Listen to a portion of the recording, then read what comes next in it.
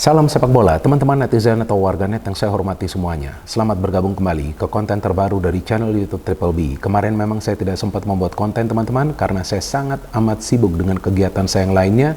Bahkan saya tidak bisa siaran di SCTV pertandingan perdana Timnas Indonesia U19 di Piala AFF U19 tahun 2024 lawan Filipina yang berakhir untuk kemenangan Timnas Indonesia dengan skor yang telak 6-0. Tapi hari ini saya merasa perlu membuat konten ini untuk menjelaskan kepada teman-teman bagaimana caranya Timnas Indonesia bisa menang dengan skor yang telak di pertandingan perdana mereka di Piala AFF U19 yang sekarang kita tahu namanya telah dirubah menjadi ASEAN U19 Boys Championship. Nah, artinya boys itu apa? Artinya pemain-pemain yang usianya masih muda.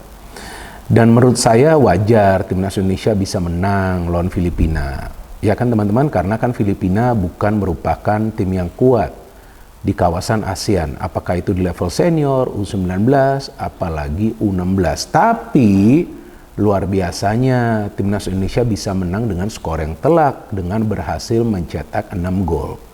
Oleh karena itu ya saya pikir gak ada salahnya juga kita mengapresiasi ya kan teman-teman jajaran pelatih. Ada Indra Safri dengan asistennya Bima Sakti dan juga pelatih-pelatih lainnya. Dan para pemain dari Timnas yang berjuang habis-habisan di atas lapangan untuk bisa mempersembahkan yang terbaik bagi kita semua. Tapi ini semua masih merupakan sebuah permulaan atau just the beginning bagi para pemain. Karena seperti yang sama-sama kita ketahui bahwa target bagi Timnas Indonesia U19 ini dan tentunya bagi Indra Safri adalah untuk membawa tim ini lolos ke Piala Dunia U20. Tapi Piala AFF U19 ini juga sangat penting bagi para pemain untuk bisa menyatukan visi mereka di atas lapangan. Artinya para pemain yang turun bagi Timnas Indonesia U19 itu harus bisa bermain dengan mengandalkan visi alias kecerdasan. Kalau mainnya hanya mengandalkan kekuatan otot dan juga kecepatan, saya pikir tidak akan bisa lolos ke Piala Dunia.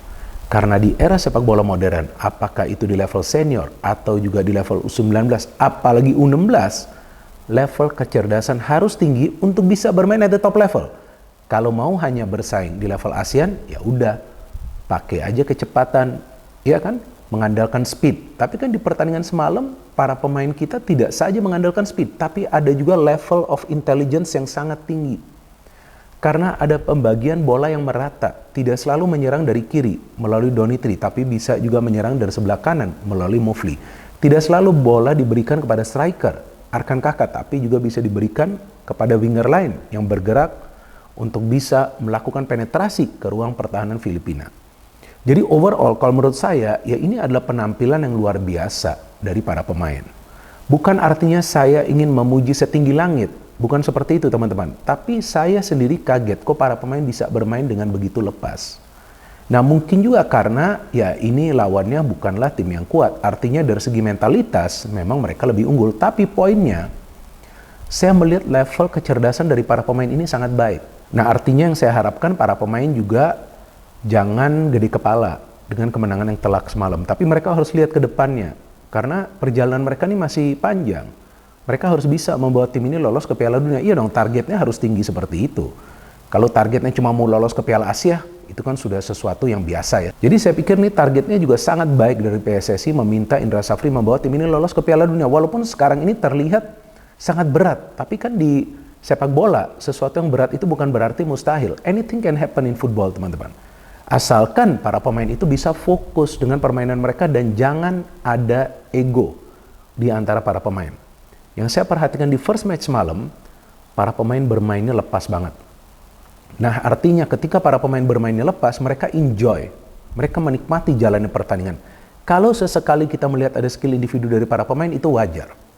Karena mereka adalah pemain muda, mereka harus explore ruang pertahanan tim lawan dengan skill individu mereka. Tapi kebanyakan mereka tuh passing bola. Dan yang saya suka bahwa para winger kita itu fokus untuk membagi, bukan fokus untuk shooting. Ya kan, ini kan mainnya pakai wingback, kemudian main pakai penyerang sayap. Rizky Afrizal bisa memberikan passing, Arli oke bisa mencetak gol, tapi dia beberapa kali memberikan umpan kunci, ya kan. Center back kita berani maju, mencetak gol seperti Iqbal dan juga Kadek Arel.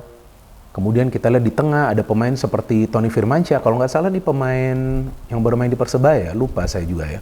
Nah dia juga bagus kan, sesekali dia bisa memberikan pressing walaupun lawannya ya bukan tim yang kuat kan. Maka itu ya kita lihat sekarang nih kualitas lawan nggak seperti di turnamen ya sebelumnya ya, yang kita tahu timnas kita ya sulit ya mendapatkan hasil akhir yang positif. Jadi ya ini kembali lagi kepada kualitas lawan yang memang bukan tim yang kuat, tapi ya bisa menang dengan skor 6-0 itu bukan sesuatu yang gampang loh. Apalagi ini 6 gol dicetak ini melalui proses kerjasama. Nah inilah yang sangat penting, proses kerjasama agar para pemain itu paham bahwa mereka harus bermain sebagai satu unit. Jika para pemain bisa mempertahankan visi mereka seperti ini, nah saya pikir ya untuk bisa lolos ke Piala Dunia itu bukan sesuatu yang mustahil.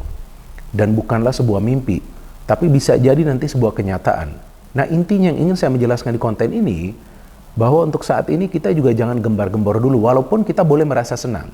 Ya dong, saya sendiri sangat senang melihat performa dari para pemain semalam. Mereka bermain lepas, mereka bermain serius, udah unggul 3-0 pun masih serius. Defense-nya pun bagus, gak ada tuh yang namanya miskomunikasi.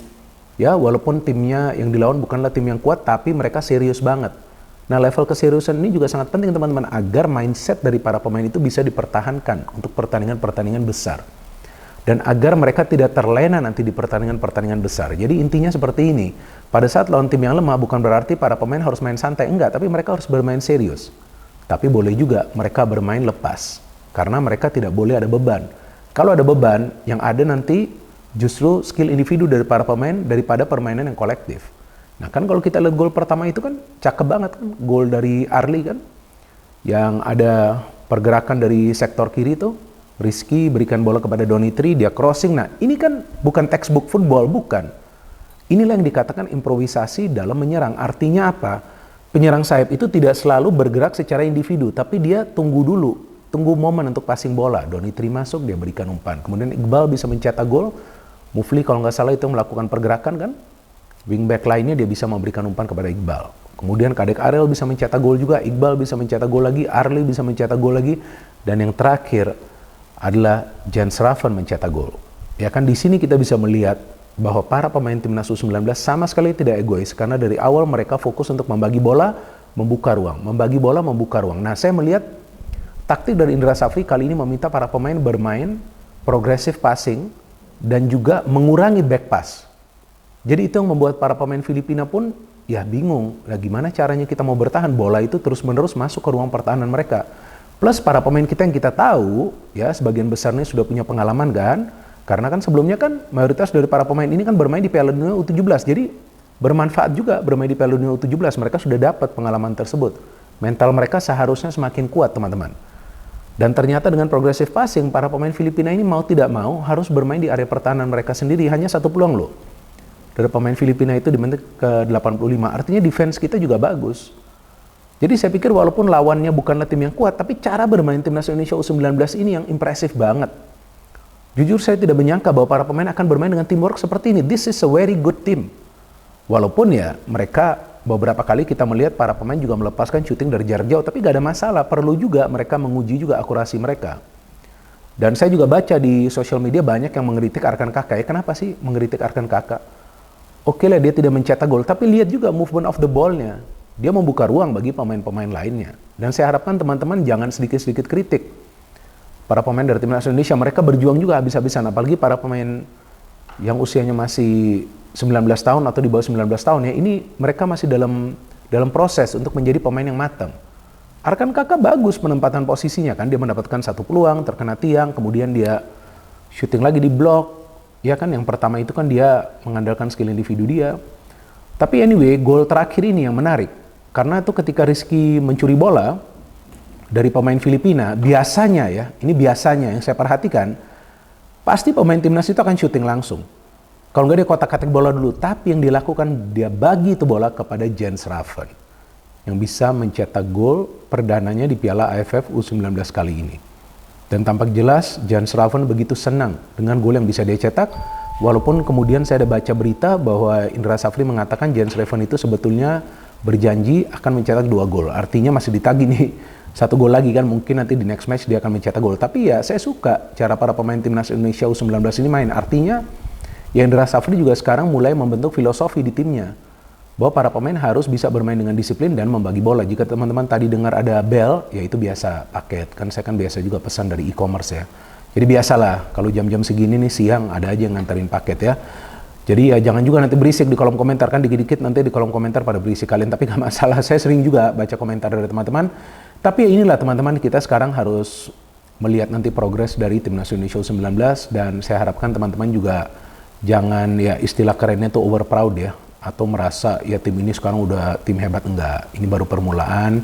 Dan kita juga perlu memberikan trust kepada para pemain, kepada Indra Safri, agar dia bisa membentuk tim ini menjadi tim yang solid.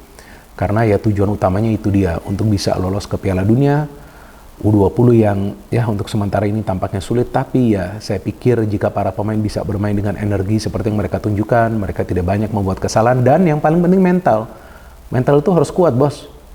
Itu kan U16 itu bisa kalah Australia, kalau menurut saya bukan dalam cara bermain timnas U19, U16 pada saat itu bagus. Tapi kan mentalitasnya seperti apa? Tampak mentalnya ya agak begitu siap, atau mungkin kurang baik ya lawan Australia. Sehingga memang ada banyak kesalahan yang terjadi, dan para pemain Australia bisa memanfaatkan itu. Nah sekarang kita tunggu bagaimana next match lawan Kambodia, kemudian lawan Timor Leste kan. Nah rencananya lawan Kambodia nanti saya akan siaran di SCTV kalau memang gak ada halangan. Dan nanti kita lihat gimana, apakah cara bermain, ini dulu yang perlu kita lihat, cara bermain dulu kita lihat. Kalau nanti bisa menang, kemudian mencetak banyak gol, ya itu adalah bonus. Ya, karena kan Piala AFF ini, kalau saya tidak salah, targetnya bukan untuk menjadi juara. Ya kan, karena itu dia, lagi-lagi saya ulangi, target utamanya adalah untuk lolos ke Piala Dunia, bos. Sekarang, di eranya Pak Erick Thohir sebagai Ketua Umum PSSI, targetnya sudah tinggi-tinggi. Ya bagus, pasang target tinggi. Ya kan, harus target tinggi, dan para pemain pun harus punya motivasi untuk bisa mencapai target tersebut. Pelatih, siapapun yang melatih harus bisa mencapai target tersebut. Dan memang kita tahu itu tidak mudah, tapi segala sesuatu di sepak bola bisa saja terjadi, teman-teman. Dan kita sebagai pemain ke-12 harus terus mendukung Timnas Indonesia, dan seperti yang tadi saya katakan, jangan sedikit-sedikit mengkritik.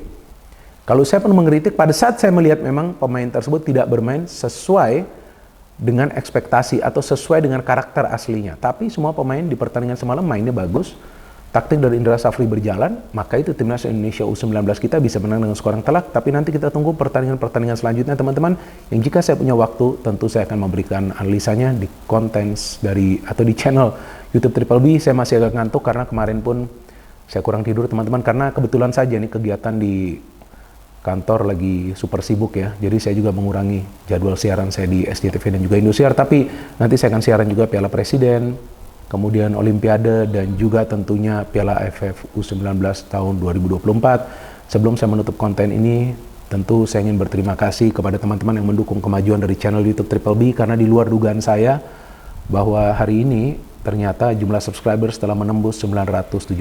Luar biasa dukungan yang teman-teman berikan, dan saya harapkan dukungan dari teman-teman akan tetap konsisten agar channel YouTube Triple B bisa menembus 1 juta subscribers sebelum akhir tahun ini.